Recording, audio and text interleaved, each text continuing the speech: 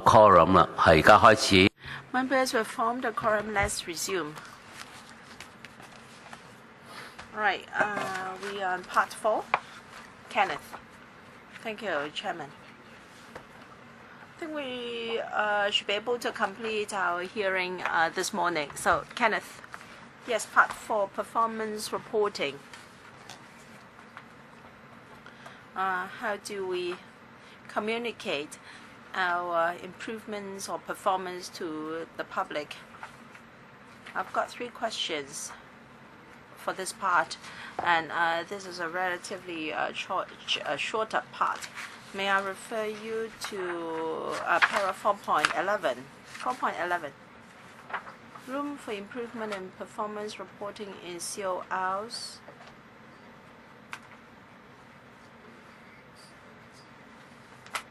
At our last hearing, we talked about the setting of AQOs and the fact that we will only have the new AQOs in 2014. I think we have had a thorough discussion as to why we need the AQOs, so on and so forth.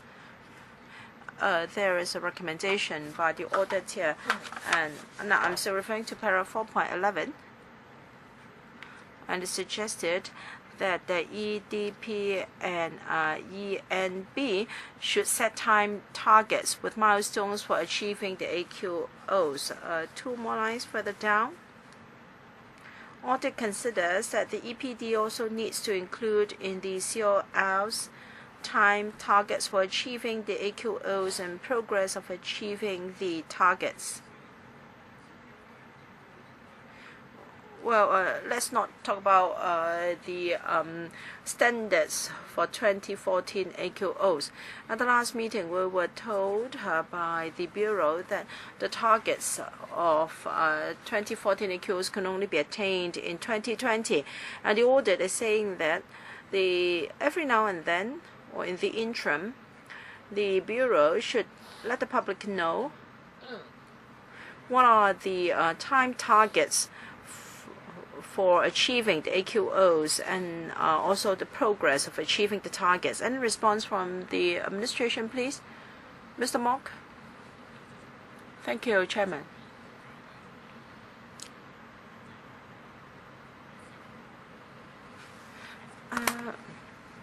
In CORs, controlling officers' reports, we do report on whether we have achieved the targets or not. For instance, in the CORs, we include the number of days when the APIs would not exceed 100. For instance, 360 or 366 days achieving the targets, and there is also a report of the actual situation. And we also got average APIs to report on the long-term air quality. So in our CORs, we have already provided such information. Of course, we can see how we can communicate more to the public. This report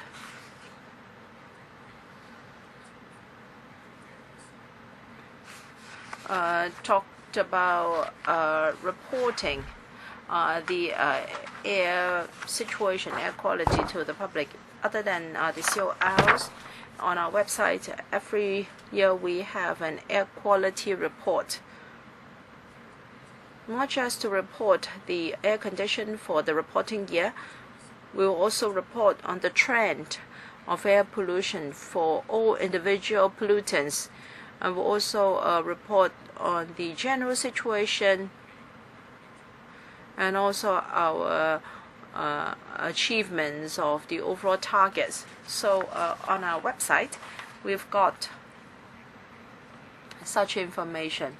And we also provide progress reports to LACHCO covering our targets and also our progress. Kenneth LOH, well, we'll talk about 2020, and the audit wants you to set up set time targets with milestones, and that is the targets for 2016, for 18 and 20 respectively, leading to a full achievement in 2020. Now, if you fail to achieve the targets for a particular year, you should account for it, so on and so forth. I think this is the thinking of the audit's recommendation in paragraph 4.11. Commissioner, is that Director, is that your view? We understand that the EN Bureau and EPD are changing or revising its reporting system. Of course, the department is the expert,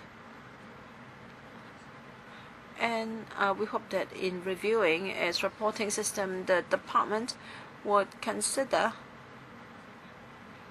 being more detailed in its targets. For instance, the what should be the general API and the roadside APIs, and also the time targets for AQIs and AQOs, and we would like to have the time targets for achieving the AQOs. We hope that this can be included in their CORs.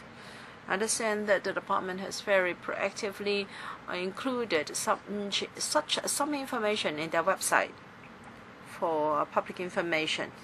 So, administration, can you now respond to the Director of Audit and also Mr. Kenneth Leung's comments? Under-Secretary? A simple answer is yes, this can be done. But I want to clarify the following. We can have better annual reports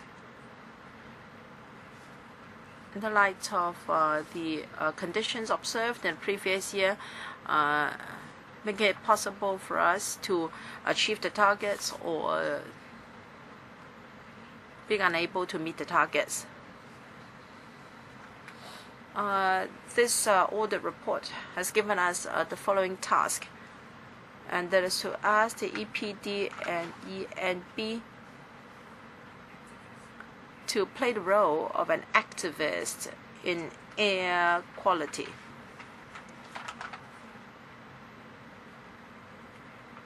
If we may refer to some overseas practices, take California as an example.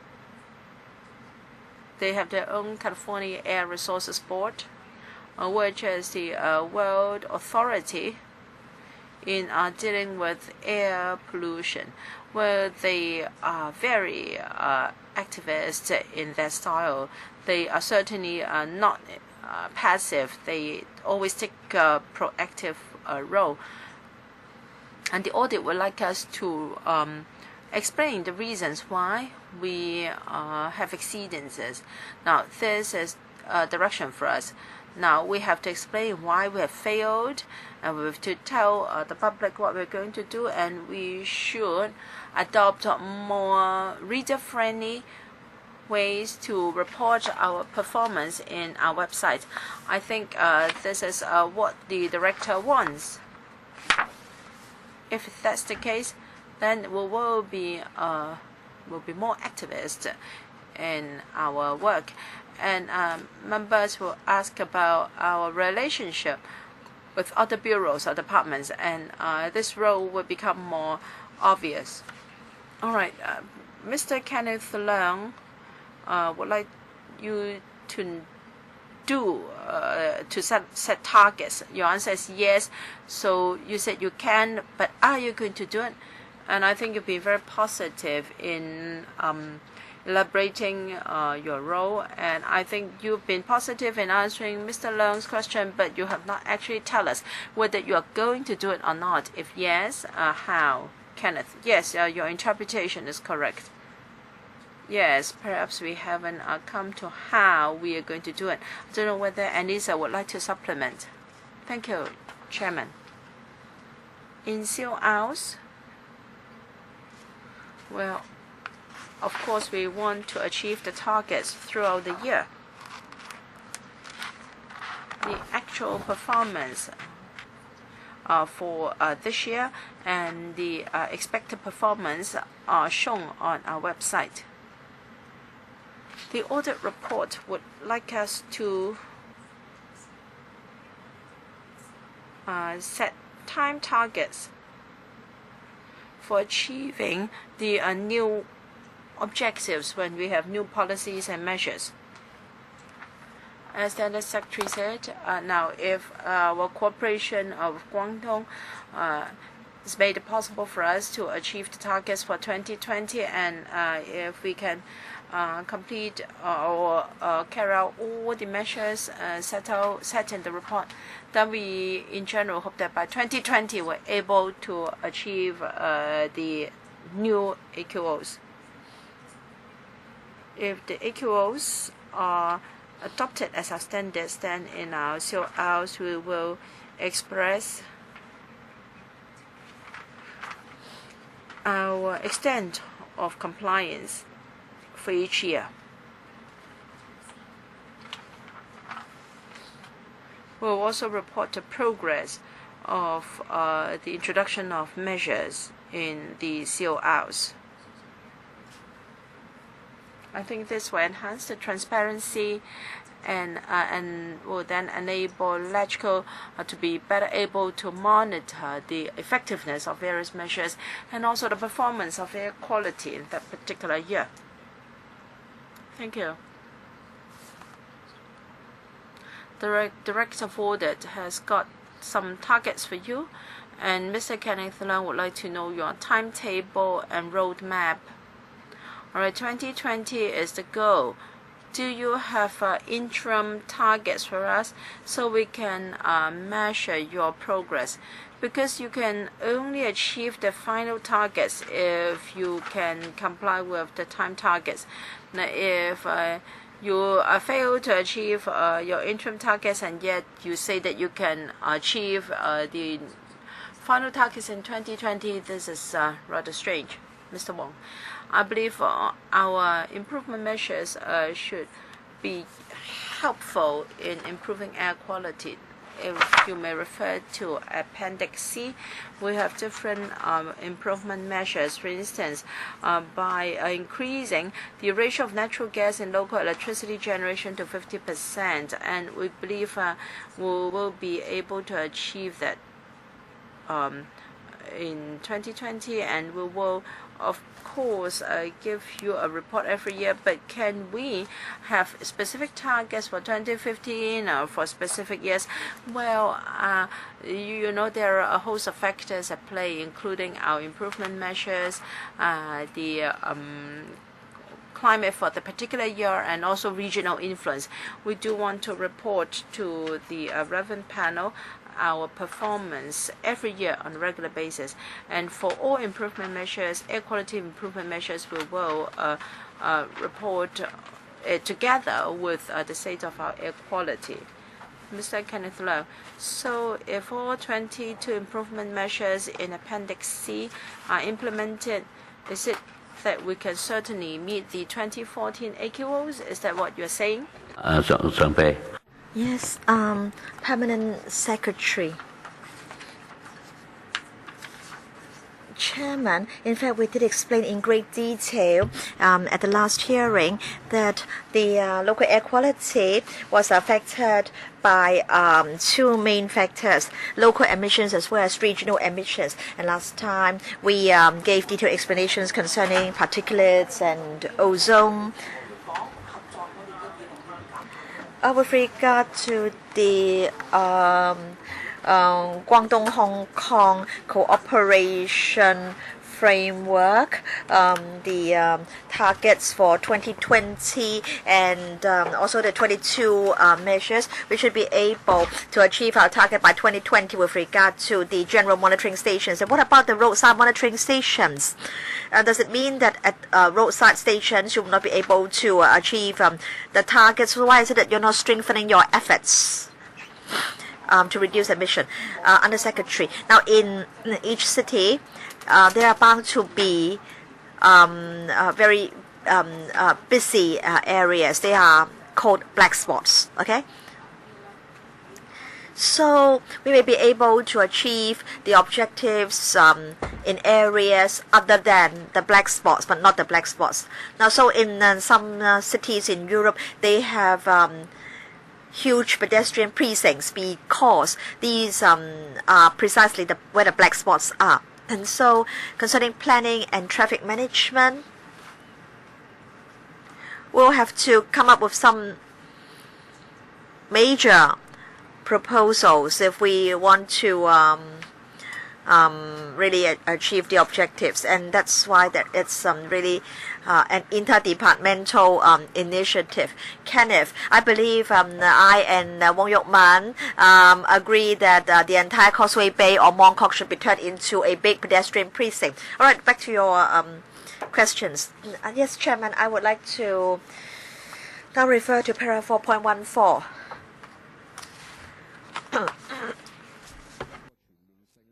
So, Director of Audit here has put forward certain proposals concerning the release of information and also whether the public can keep abreast of the trends and also the work of the EPD. Now, in paragraph 4.14a, the Director of Audit points out that you are only able to point out the air quality in a particular year. But then, in some years, you were not able to tell members of the public whether you were able to achieve the objectives in some years. So in other words, the public cannot grasp the trends. In other words, you haven't provided the year-on-year data or information to members of the public. Now, the audit review was carried out in August, but I believe you do have the year-on-year figures. So I want to know whether you have updated the information on your website to include such information. Mr. MOK or Mr. Lai? Chairman, concerning the EPD's website, it contains a lot of useful information. In fact, we have a detailed report provided on an annual basis, and we also compare the air quality in one year with that in the previous year. I think one of the problems we face is that we really have too much information. Now, the API alone comprises 5 pollutants, and the AQOs cover 7 pollutants. And then for APIs, we have hourly concentrations as well as daily concentrations.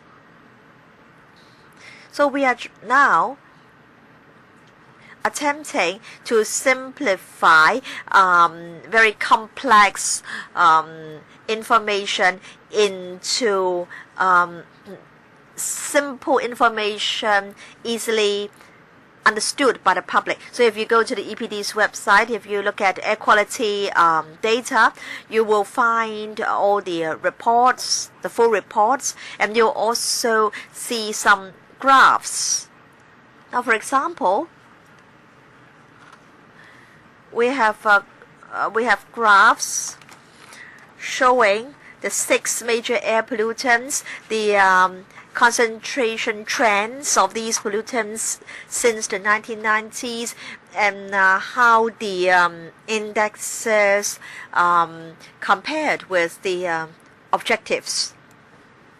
Of course, the experts will be interested in the detailed reports and information, but members of the public will also be able to get some simplified general information about air quality. I have 2 more questions. Do you want to ask them now, or should I invite another member to ask questions? They are short questions. Figure 5 and Figure 6, Chairman. All right. I believe they are provided by the EPD, not by the Director of Audit, right?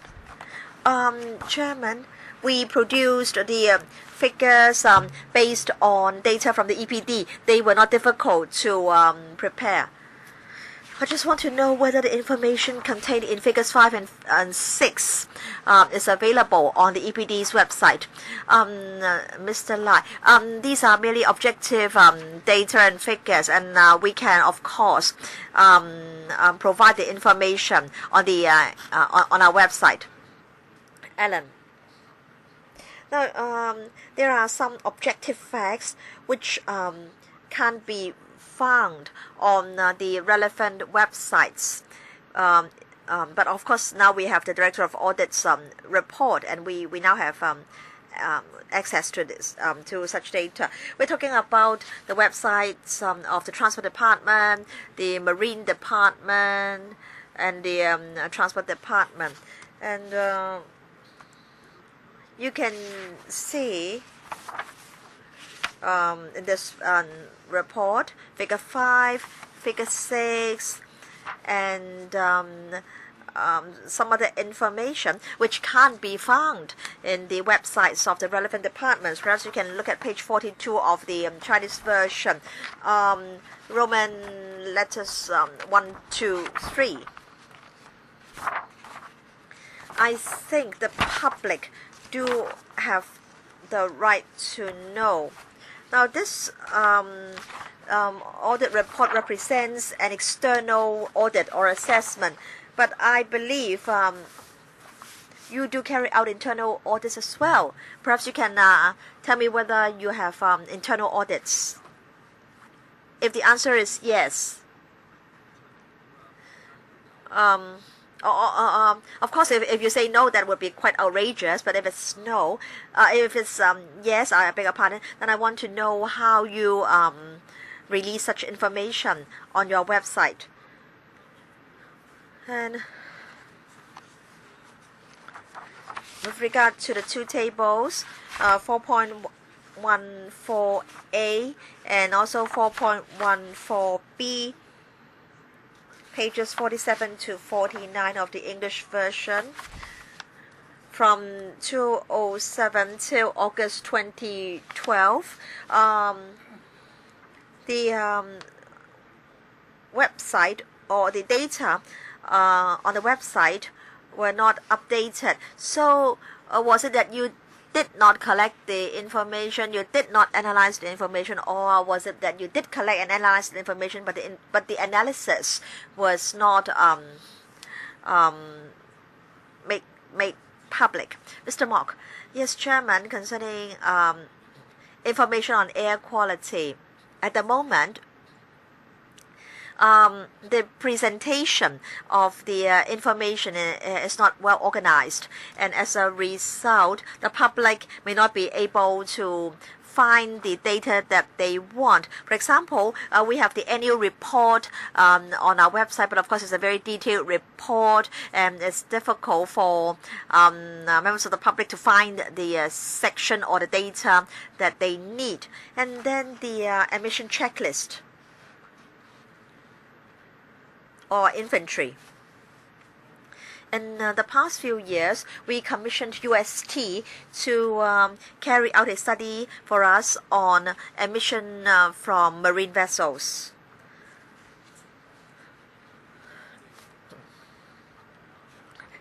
Now,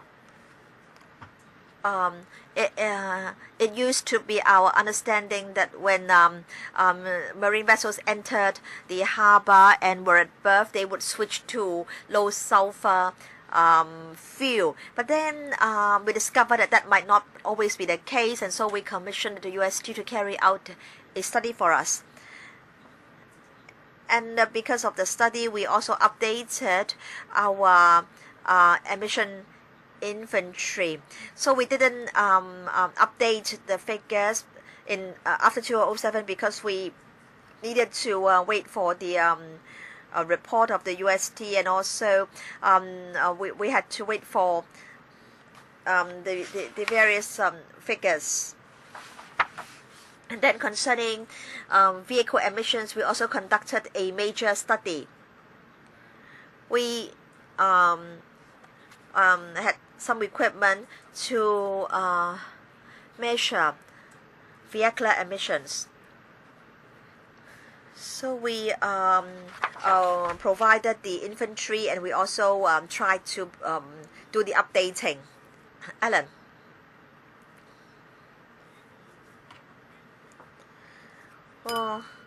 Concerning the roadside API,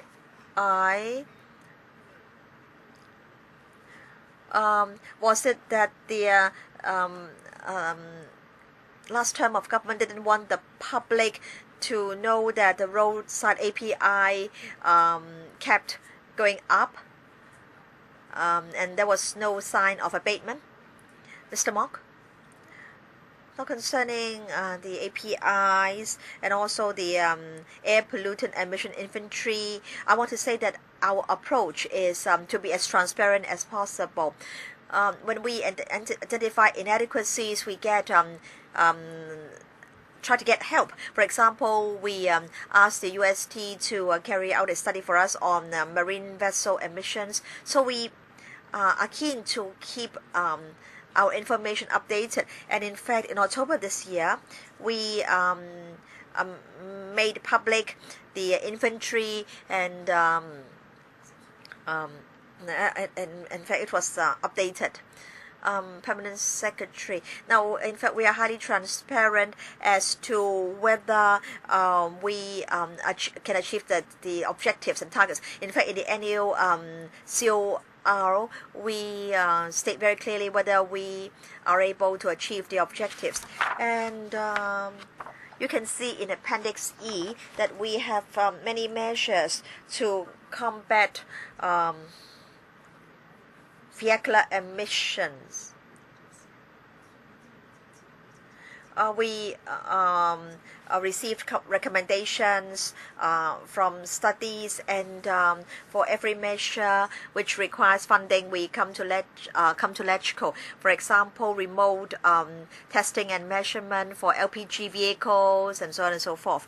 Now, that's not Mr. Leung's question. Mr. Leung would like to know whether you are releasing information to the public on a selective basis. No, but it's just that we simply have too much information. But then, very often when you come to LegCo, you only give us some papers and information on a selective basis. But I'm glad to know that you are not acting in this manner. Chairman, according to the Permanent Secretary, they simply have too much information. So we know that they have internal audits, they really have a lot of information. But then, may I refer to 4.12, 4.13? Now, there are these very informative reports. There is a lot of useful information, but the public may not be able to have access to such information very quickly and conveniently. I wonder if the witnesses agree with me, but I don't think you can disagree, because it's an objective fact that such information is not really readily accessible to the public.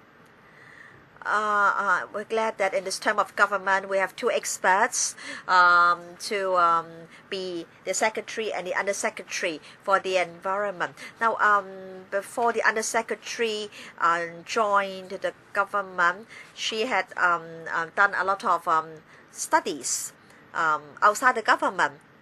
So it is said here by the Director of Audit that the information is not presented in a very user-friendly way. So I want to know whether the Undersecretary shares this view, given her experience outside the government previously.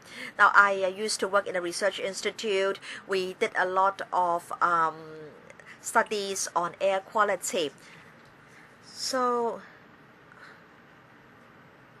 I want to say that my colleagues were able to use the website, we were able to find the information that we wanted. So according to the Director of Audit, it is not that the information is not available, it's just that it's difficult to find the information. And then small Roman 1 to 5 in the table on page 48. Now, the Director of Audit can correct me if my assumption is wrong. I think he is trying to list data and figures that most members of the public would want to have, because these figures can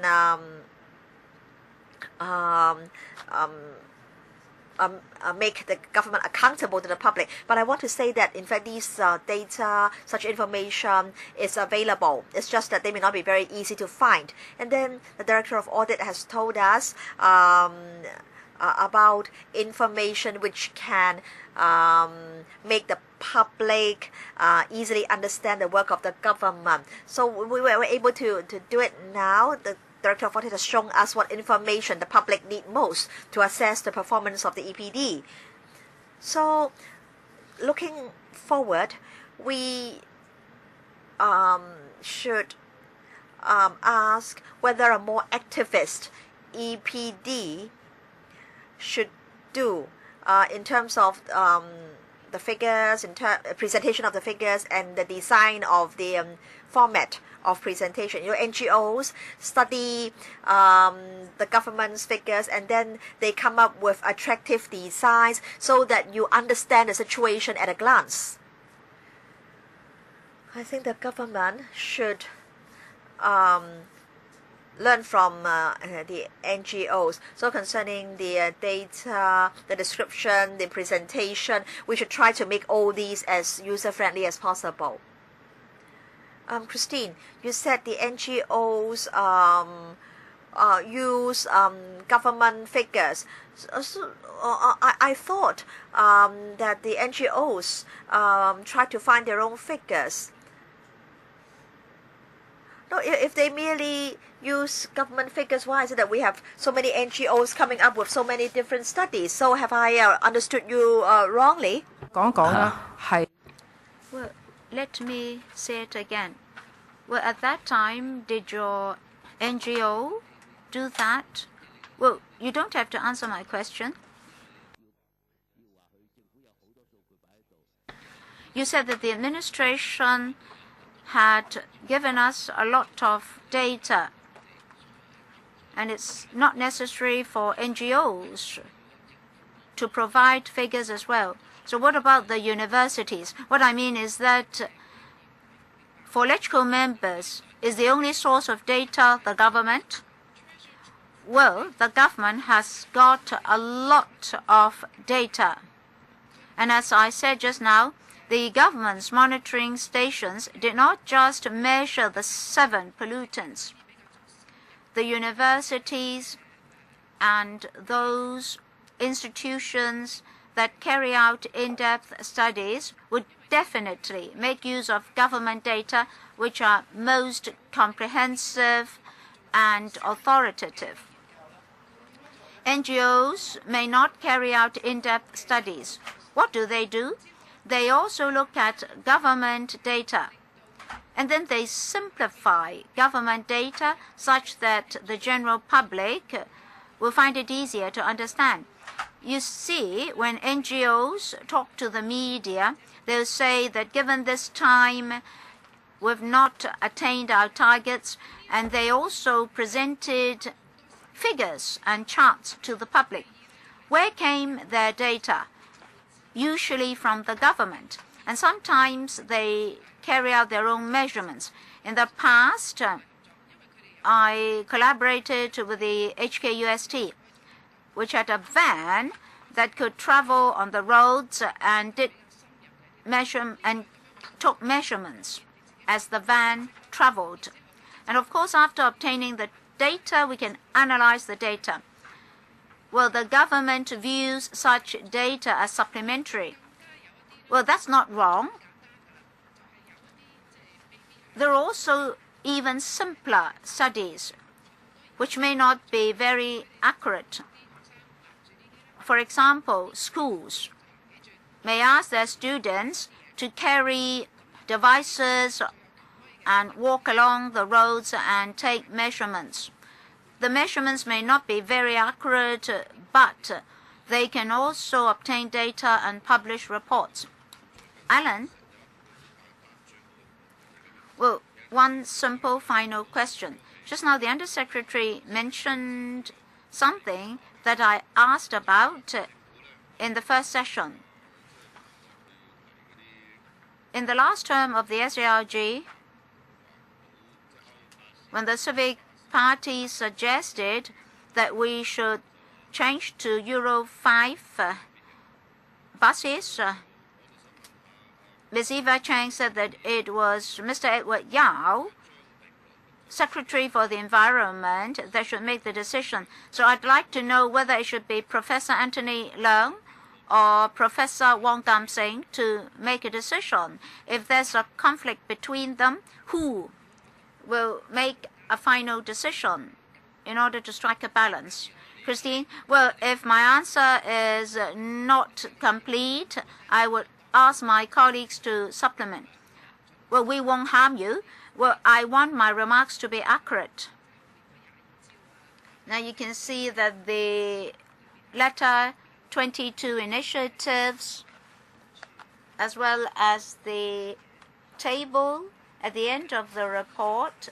Which appendix? Appendix D. Well, you can refer to Appendix D for what the EPD had done.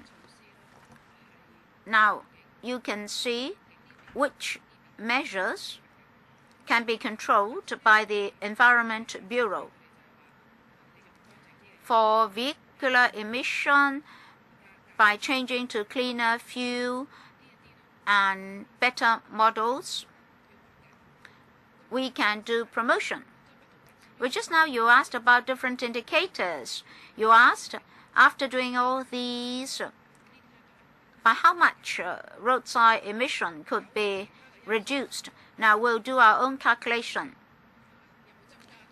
But there are other issues. For example, are there increased vehicles running on our roads? If we have more vehicles, our roads will be more crowded, vehicles will run slower, then the emission level will rise. And the emissions are harmful to public health. But that will not be under our control. So for roadside environment, if we want to fare well, we have to bring in transport, environment, as well as planning, bureaus and departments. We have to cooperate. Let the Permanent Secretary answer as well. Christine only mentioned the principles, but Mr. Leung's question was not answered.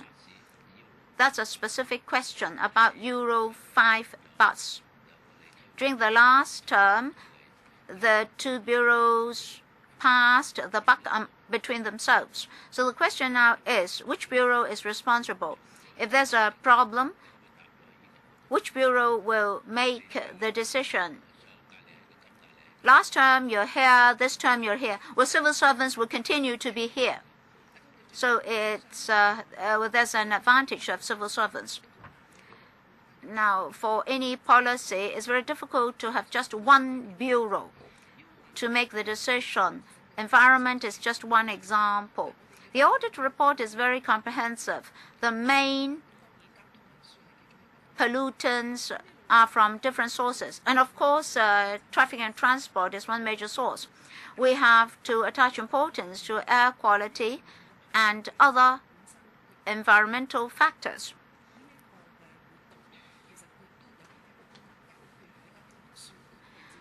Traffic and transport take care of public transport needs. You ask who's responsible. In fact, there's close cooperation between the two bureaus. If there are proposed measures, take for example bus models, we have to pay attention to the AQIs as well as the emission performances of buses. Of course, operations of bus services come under the Transport Department and the Transport and Housing Bureau, which oversees the situation. If we note that roadside pollution is serious, we'll communicate with the relevant bureaus and departments and make proposals. Now we have a number of suggestions here. For example, retrofitting buses, remote testing for emissions by diesel and petrol vehicles. Well, the government is a whole entity. There may be different considerations in terms of operations. We'll try as far as possible to communicate among ourselves. If between the two bureaus, problems cannot be totally solved, inside the government there's a mechanism to solve the problem. At the last session, in the speaking notes of the Secretary, is pointed out that the government will adopt a comprehensive approach in considering all factors concerned among bureaus and departments. And now we have a policy group, particularly on sustainable development. And there's a task force to handle common issues among bureaus and departments. Alan? Mr. Chairman, once again, I hope that this audit report will not be wasted. After so many hours of hearing, I believe officials from the Policy Bureau as well as civil servants have heard us, as well as the concerns of the public.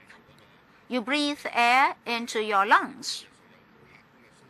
And objectively, there are data to prove that there is a direct relationship between health and air breathed in. In January and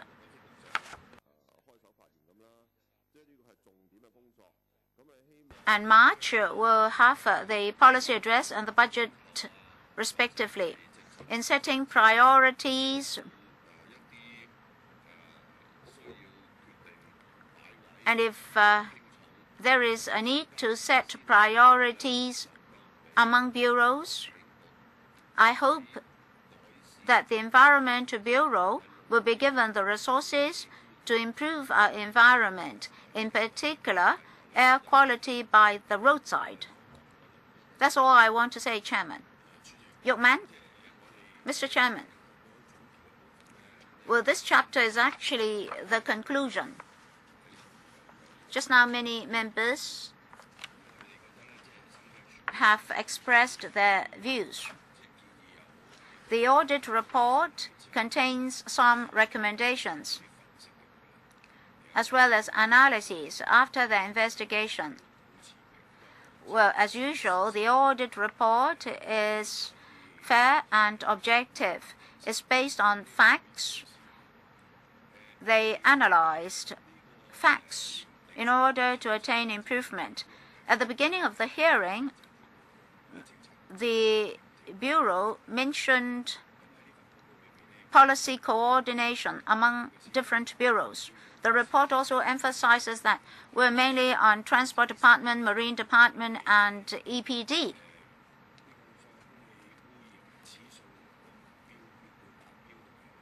Do we need to attain the AQIs, and how? I think we are all responsible. Most responsibilities rest on the EPD. Marine Department also refers to the EPD when it comes to environment. The Transport Department also refers to the EPD when it comes to environment. Today, for the witnesses, we have people from the EPD and the Environment Bureau, with nobody from the Marine Department and the THB. For emission reduction, the Transport Department must do something about vehicles and traffic and transport. They have a heavy responsibility in reducing pollution, and that may not be able to be done by you. So cooperation is very important. Yet after reading the report and after listening to your answers, we do not see any cooperation. For example, in 4.14, when you address the audit's concerns, you said that you keep in close cooperation with the Marine Department and the THB to reduce vehicular emission and to enhance inter-bureau and interdepartmental cooperation. We'd like to see more. That's the collaboration part. Don't just tell us what the Marine Department and the Transport Department are doing. If they've not done enough, if there's not enough cooperation among yourselves, we would like to see more. Now, through this hearing, we would like to obtain concrete progress among bureaus and departments. Yukman, when we move on to the next chapter, that is chapter 2, your question will be answered. The Commissioner for Transport will come. Oh, they will send somebody here? Yes? I mean, for the next chapter, we've invited them to come. So it's paragraph 4.16. Christine, we would like to have more and broader communication. Mr. Wong was correct. We're human beings. We have to find other people in order to communicate with them. In terms of communication,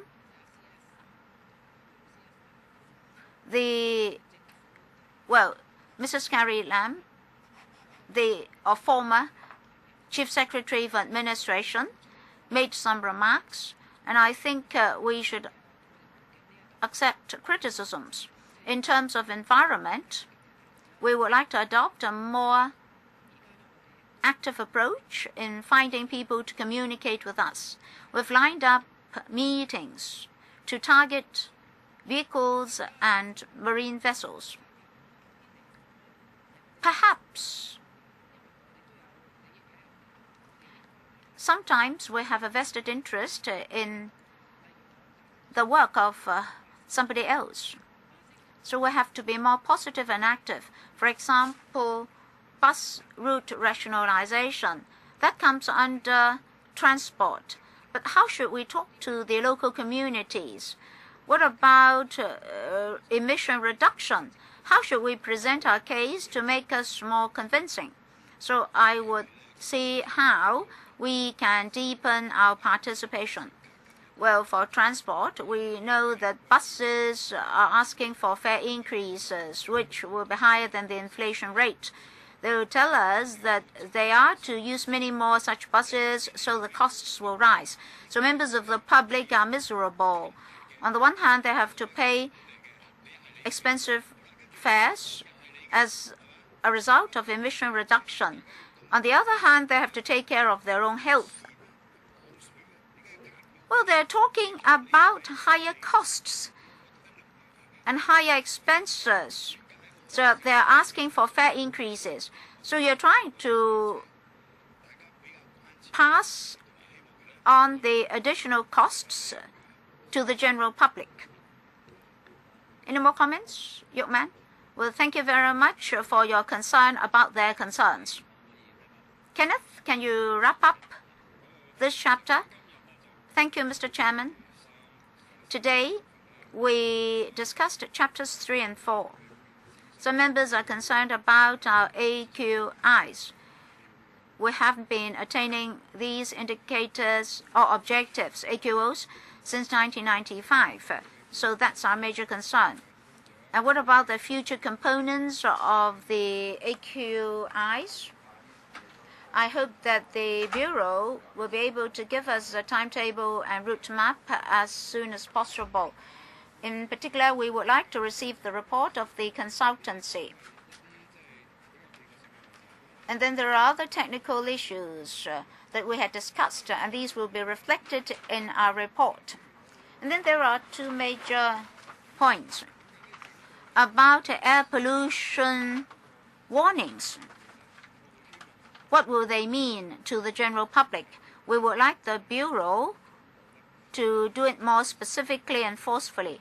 And we would like to have more avenues to tell the public what to do, at what level of air pollution and how their health will be affected.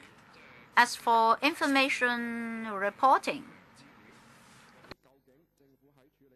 the government said that it had a lot of data.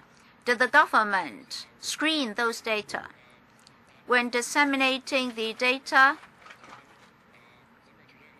will that be done expeditiously? The audit said that some information were not released timely. All these will be mentioned in our report. Thank you very much, all our witnesses. See you on Saturday.